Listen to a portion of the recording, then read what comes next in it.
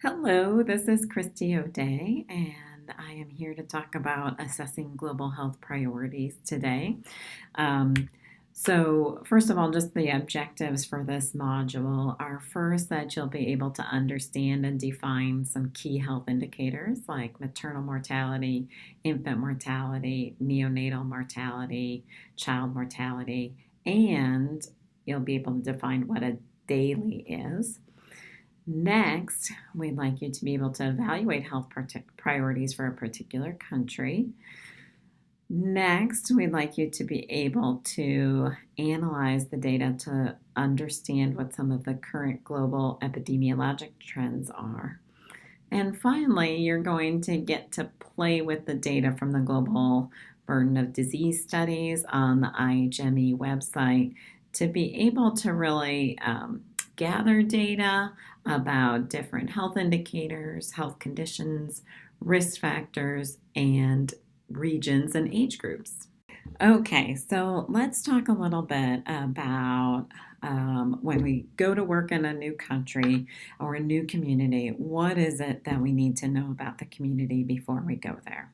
Well, just starting with some basic issues, we want to look at what the key health indicators are. These are kind of like the canary in the mine. They are the sensitive health indicators that let us know how the health system as a whole is doing.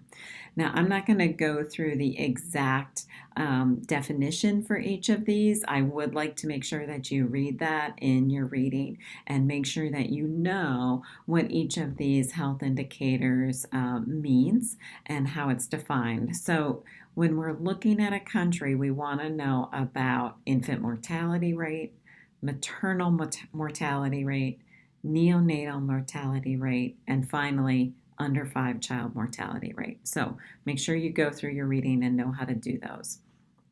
Now, what is wrong with only measuring mortality? As you saw, those key health indicators that we mentioned only are reflective of mortality of certain groups. What's wrong with that? Well, mortality is important, and we want to be able to measure mortality in a community. However, it's not the only important thing that we need to know about a community. So, there are lots of illnesses and health problems that can cause disability or morbidity, but don't necessarily cause mortality. And those things can really affect a community quite a bit.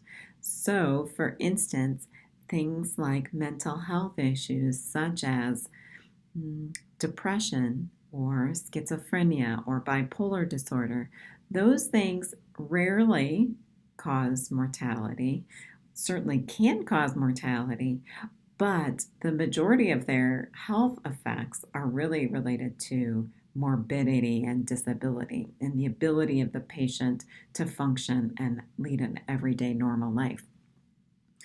Other issues, such as musculoskeletal issues, can also cause quite a bit of disability or morbidity without necessarily causing mortality. Think about your patients with low back pain and their ability to function and lead an everyday normal life if they're having severe low back pain.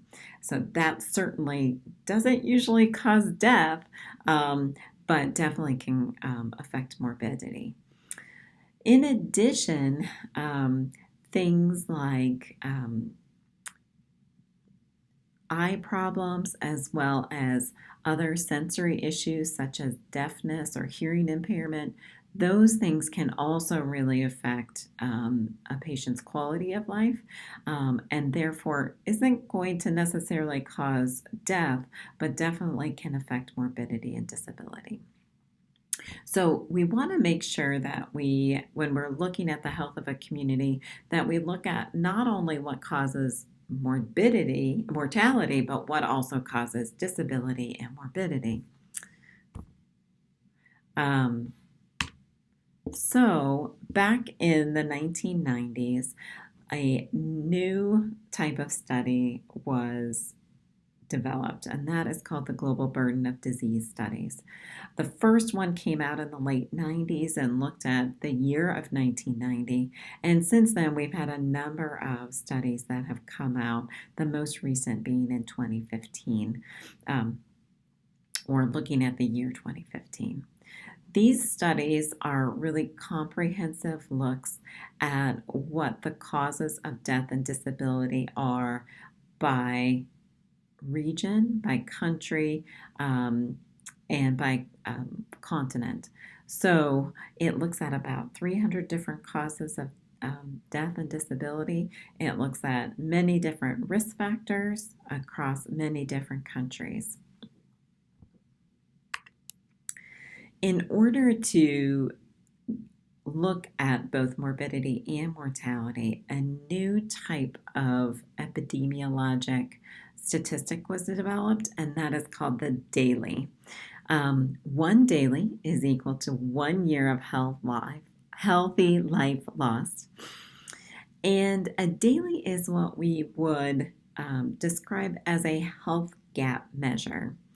And when we talk about the global burden of disease, we are talking about the measure of the gap between our current health status globally and the ideal situation where everyone lives into old age free of disease and disability and dies in their sleep.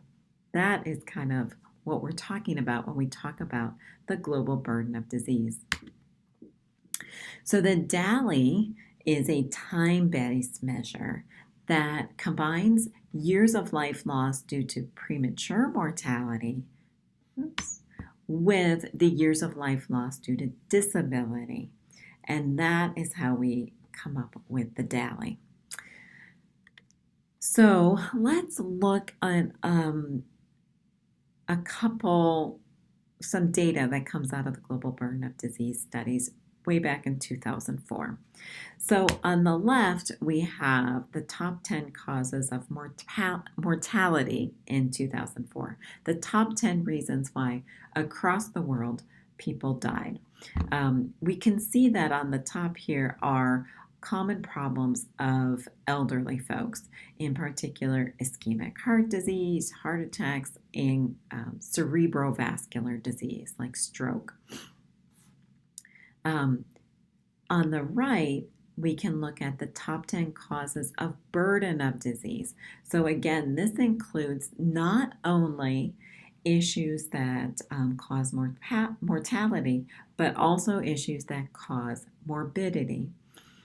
In addition, we see that issues and diseases that affect infants and young people and children actually will cause more burden of disease because more life is lost.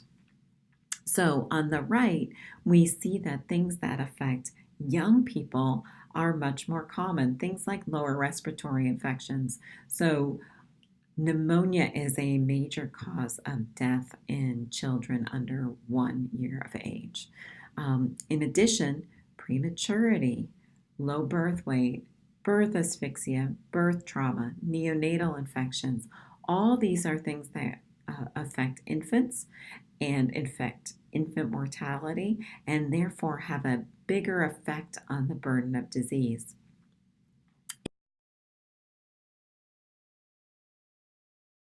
Things that cause morbidity but don't necessarily cause mortality.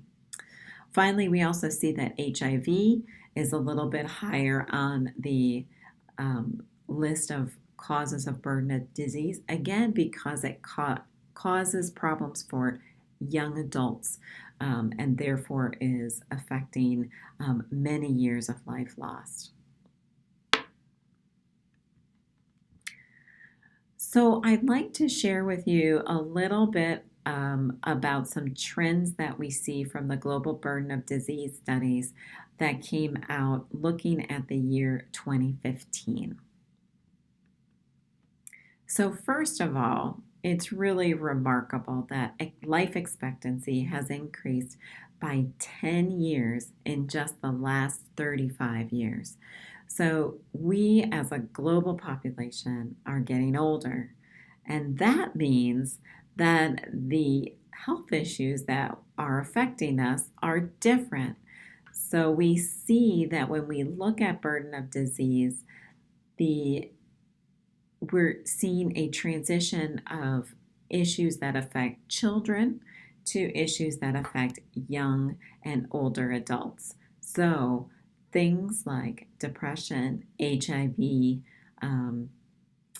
diabetes, musculoskeletal issues, those type of issues that affect younger and older adults are actually causing much more percentage of the burden of disease as compared to things that affect children.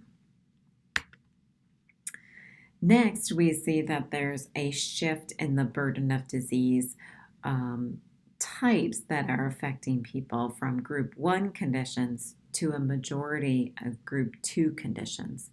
So as you remember from your reading, group 1 conditions are infectious disease problems, as well as nutritional issues, as well as issues related to childbearing. Group 2 conditions are the non-communicable diseases, such as cancer, chronic diseases like diabetes, high blood pressure, and finally, the group 3 conditions are related to injuries and accidents.